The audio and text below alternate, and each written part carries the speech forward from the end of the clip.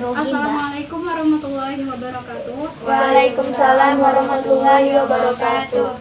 Selamat pagi anak-anak. Pagi Bu. Gimana kabarnya hari ini? Alhamdulillah luar biasa. Allahu Akbar.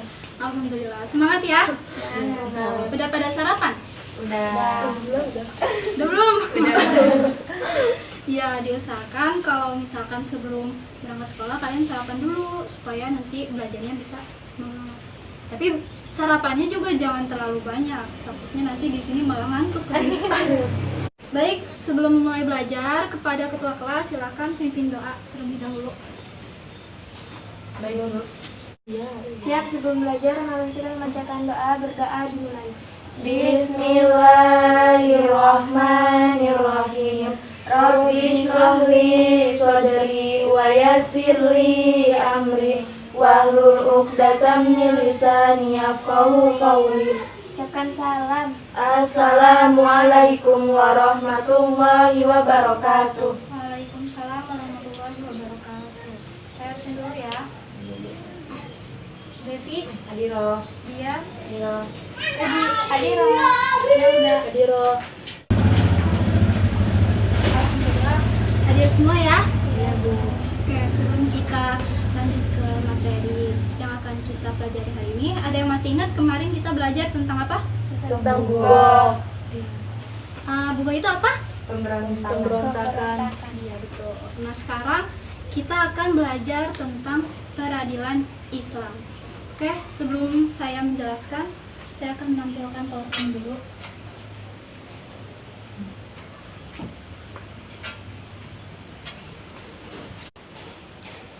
Nah, diperhatikan ya.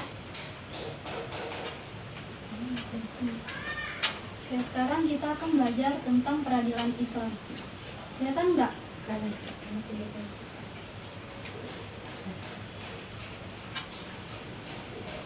Saya akan menjelaskan tentang pengertian, fungsi, dan hikmah. Nah, yang pertama, peradilan Islam ini, peradilan artinya memutuskan, menyempurnakan atau menetapkan, itu secara bahasa. Sedangkan secara istilah, peradilan adalah suatu lembaga pemerintah atau negara yang ditugaskan untuk menyelesaikan atau menetapkan keputusan perkara dengan adil berdasarkan hukum yang berlaku. Selanjutnya ada fungsi peradilan. Yang pertama, menciptakan ketertiban dan ketentraman masyarakat. Kemudian mewujudkan keadilan yang menyeluruh bagi lapisan masyarakat. Dan melindungi jiwa, harta, dan kehormatan masyarakat. Dan yang terakhir, mengaplikasikan nilai-nilai amar ma'ruf dan nahi munkar. Dan ini dalil peradilan. Ada yang mau membacakan? Siapa? Ya.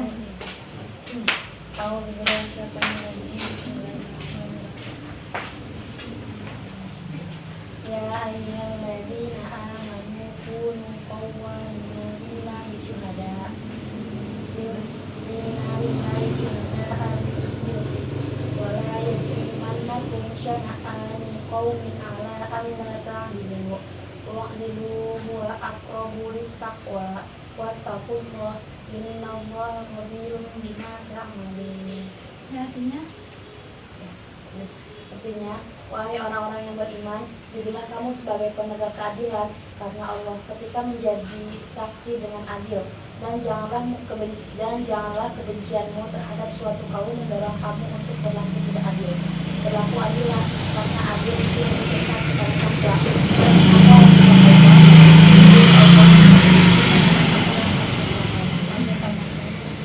Nanti udah jelas ya bahwa sebagai penegak hukum itu harus berlaku adil. Selanjutnya ada hikmah peradilan. Yang pertama apa? Terwujudnya masyarakat yang bersih. Kemudian Terciptanya aparatur pemerintahan yang bersih dan berwibawa. Ketiga, Terwujudnya keadilan bagi seluruh rakyat. Terciptanya Ketentraman, perdamaian, dan keamanan dalam masyarakat. Dan yang terakhir, Dapat mewujudkan suasana yang mendorong untuk meningkatkan ketakwaan kepada Allah bagi semua pihak. Oke. Dari yang sudah saya jelaskan ada yang ditanyakan? Tidak Bu. Baik, kalau sudah paham, sekarang kalian silakan membuat 4 kelompok, masing-masing kelompok terdiri dari 5 orang. Untuk kelompok 1, kalian mencari materi tentang hakim, kemudian buat mind mapping. Kalian boleh cari di buku ajar atau enggak dari internet. Kemudian untuk kelompok 2, silakan cari materi tentang saksi dan sama ya, dibuat mind mapping. Kelompok 3, silakan kalian cari materi penggugat dan bukti, dan terakhir kelompok 4, cari materi tergugat dan sumpah. Sama ya, semuanya harus dibuat mind mapping. Silakan dicari di buku paket atau buku di internet. Oke, udah 20 menit ya. Udah selesai. Udah selesai belum? Udah, Bu. Ya, silakan kelompok 1. Maju ke depan ya.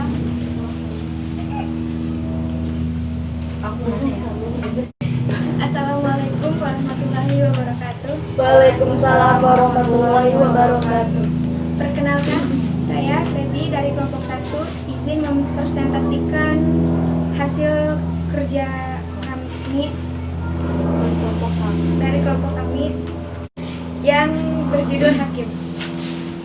Baik, di sini hakim ada 5 tentang hakim. 1, pengertian. 2, syarat-syarat hakim. 3, macam-macam hakim. 4, tata cara menentukan hukuman. Dan yang kelima, kedudukan hakim wanita. Yang pertama, pengertian. Pengertian hakim. Hakim adalah orang yang diangkat pemerintah untuk menyelesaikan perselisihan dan memutuskan hukum suatu perkara dengan adil. Yang kedua, ada syarat-syarat hakim. Yang pertama, beragama Islam, akil baligh, sehat jasmani dan rohani, merdeka, berlaku adil sesuai prinsip-prinsip keadilan dan kebenaran. Keenam, laki-laki, memahami hukum Islam atau Al-Quran dan Hadis, memahami ijma ulama serta perbedaan tradisi umat, memahami bahasa Arab dengan baik, mampu berijtihad dan menguasai metode ijtihad, pendengar yang baik. 12, hakim harus dapat melihat, harus bisa baca tulis. Dan yang terakhir, hakim harus memiliki ingatan yang kuat dan dapat berbicara dengan jelas. Yang ketiga, ada macam-macam hakim. Jadi hakim yang adil jaminannya surga, dan yang hakim tidak adil atau zalim jaminannya neraka. Yang keempat, ada tata cara untuk menentukan hukuman. Jadi tata cara menentukan hukuman itu jangan kalau lagi marah itu jangan menentukan hukuman, takutnya salah gitu ya. Terus jangan lagi senang, takutnya kesenangan kok bisa di ini gitu. Terus jangan lagi lapar, jangan lagi sakit perut. Pokoknya kalau menentukan hukuman itu harus ya lagi keadaan baik-baik aja gitu. Yang kelima, ada kedudukan hakim wanita. Jadi kedudukan hakim wanita di Indonesia itu diperbolehkan. Baik, mungkin cukup sekian. Ada yang mau ditanyakan? Sudah. Benar. Baiklah, mungkin cukup sekian. Assalamualaikum warahmatullahi wabarakatuh. Waalaikumsalam warahmatullahi wabarakatuh. Oke, udah ya. Selanjutnya kelompok 2, silakan perwakilannya maju. Presentasikan.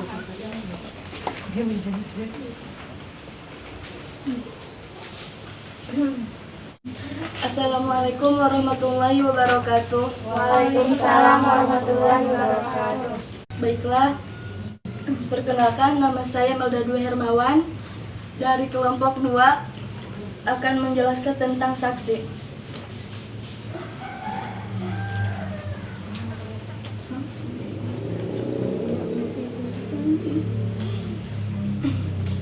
Jadi di sini ada pengertian saksi, terus ada syarat-syarat menjadi saksi, saksi yang ditolak. Saya akan menjelaskan tentang pengertian saksi dulu ya. Pengertian saksi. Saksi adalah orang yang diperlukan pengadilan untuk memberikan keterangan yang berkaitan dengan suatu perkara demi tegaknya hukum dan tercapainya keadilan dalam pengadilan. Syarat-syarat menjadi saksi: yang pertama Islam, yang kedua dewasa, yang ketiga berakal, yang keempat merdeka, yang kelima adil. Saksi harus punya kriteria berikut. 1. Menjauhkan diri dari perbuatan dosa besar. 2. Menjauhkan diri dari perbuatan dosa kecil. 3. Menjauhkan diri dari perbuatan bid'ah. 4. Dapat mengendalikan diri dan jujur saat marah. 5. Berakhlak mulia. Saksi yang ditolak. Pertama, saksi yang tidak adil. Kedua, saksi yang seorang musuh kepada musuhnya. Yang ketiga, saksi seorang ayah kepada anaknya. Yang keempat, saksi seorang anak kepada ayahnya. Yang kelima, saksi orang yang menumpang di rumah terdakwa. Baik, ada yang ditanyakan? Bertanya? Enggak ada. Nggak ada, yakin? Yakin. Pada paham? Baik, jika tidak ada yang bertanya, saya akan menutup presentasi ini. Assalamualaikum warahmatullahi wabarakatuh. Waalaikumsalam warahmatullahi wabarakatuh. Kelompok 3, silakan.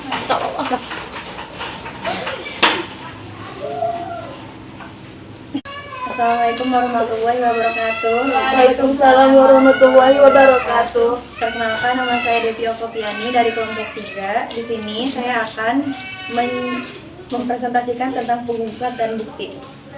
Jadi, pertama saya akan menjelaskan tentang penggugat. Pengertiannya dulu ya. Penggugat adalah orang yang mengajukan gugatan karena merasa dirugikan pihak tergugat. Misalnya ada suatu kasus gitu ya, pembunuhan. Terus keluarga yang jadi korban yang ini menggugat si pelaku gitu ya misalnya. Syarat-syarat menjadi penggugat: menyertakan bukti-bukti yang akurat, saksi-saksi yang adil, atau dengan melakukan sumpah. Jadi si penggugat juga harus benar-benar ya ngehitungin kasusnya, bukan abal-abal. Kedua, pengertian bukti. Bukti adalah segala sesuatu yang ditunjukkan oleh penggugat untuk memperkuat kebenaran dakwanya. Bukti berupa surat-surat resmi, dokumen, dan barang-barang lain. Jadi kalau nggak ada bukti juga nggak bisa menggugat juga ya. Terus yang terakhir, terdakwa yang tidak hadir dalam persidangan. Terdakwa yang tidak hadir dalam persidangan terlebih dahulu dicari tahu sebab ketidakhadirannya.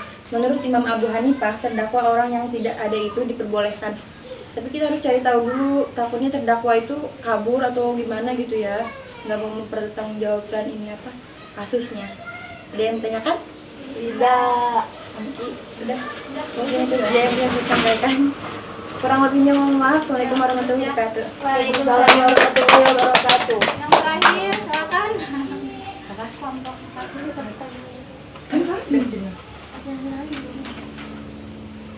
Assalamualaikum warahmatullahi wabarakatuh. Waalaikumsalam warahmatullahi wabarakatuh. Nama saya Diah Damayanti, perwakilan dari kelompok 4, akan mempresentasikan tentang tergugat dan sumpah. Di sini ada pengertian tergugat. Pengertian tergugat itu orang yang terkena gugatan dan dari penggugat. Jadi itu tuh orang yang bersalah kalau kita mah ya. Terus membantah gugatan dengan menunjukkan bukti-bukti dan bersumpah. Jadi kalau dia merasa nggak bersalah, dia misalkan ngituin sumpah gitu ya, aku tuh nggak bersalah, kayak demi Allah loh gitu, atau enggak Allahi gitu. Ada syarat-syarat. Yang pertama, mukallaf. Yang kedua, kemampuan sendiri tanpa paksaan. Ketiga, disengaja bukan karena terlanjur dan lain-lain. Keempat, lafaz dapat sumpah ada 3, yaitu wallahi, tallahi, billahi. Sama aja kayak demi Allah gitu ya. Terus ada tujuan sumpah. Tujuan sumpah itu yang pertama, menyatakan tekad melaksanakan tugas dengan sungguh-sungguh. Yang kedua, membuktikannya dengan sungguh-sungguh bahwa yang bersangkutan di pihak benar. Yang terakhir, pelanggaran sumpah.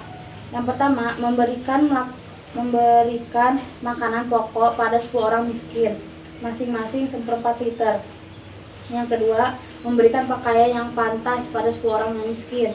Yang ketiga, memerdekakan hamba saya. Yang keempat, jika tidak mampu ketiganya maka berpuasa selama 3 hari. Ada yang bertanya? Tidak. Mungkin itu saja yang dapat saya sampaikan. Kurang lebihnya mohon maaf. Wassalamualaikum warahmatullahi wabarakatuh. Waalaikumsalam warahmatullahi wabarakatuh. Oke, sudah selesai semua ya. Sekali lagi kita beri tepuk tangan untuk semuanya.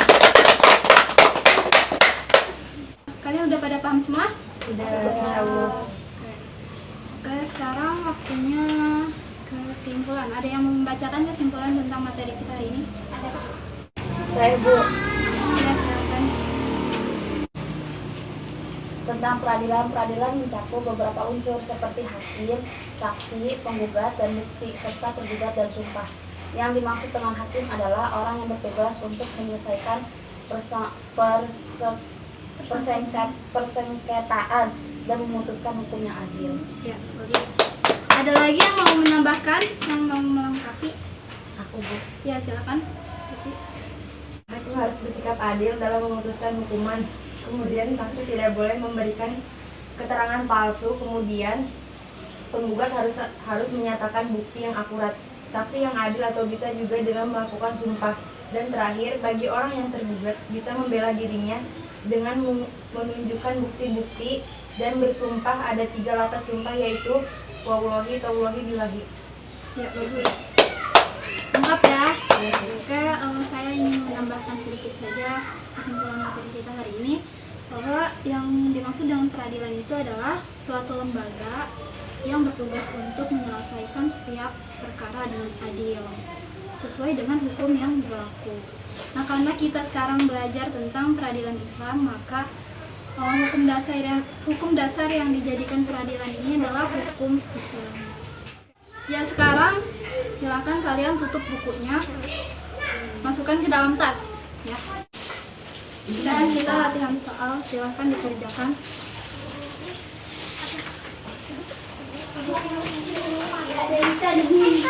Kita dapat ikan. Jadi saya beri waktu 15 menit. Sudah selesai? Udah Bu. Udah. Ya.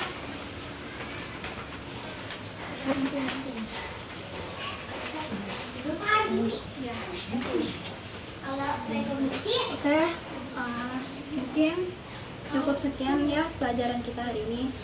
Saya ingin memberikan pesan sedikit untuk kalian.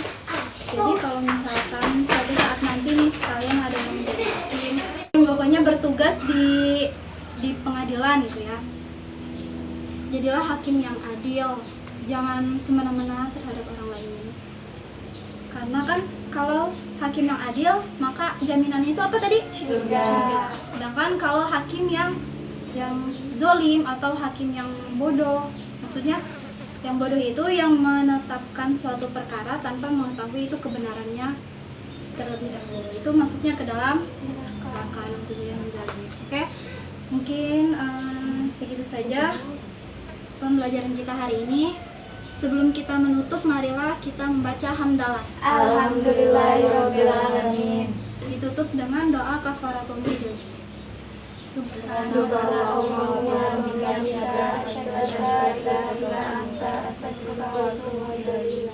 Baik, wassalamualaikum warahmatullahi wabarakatuh.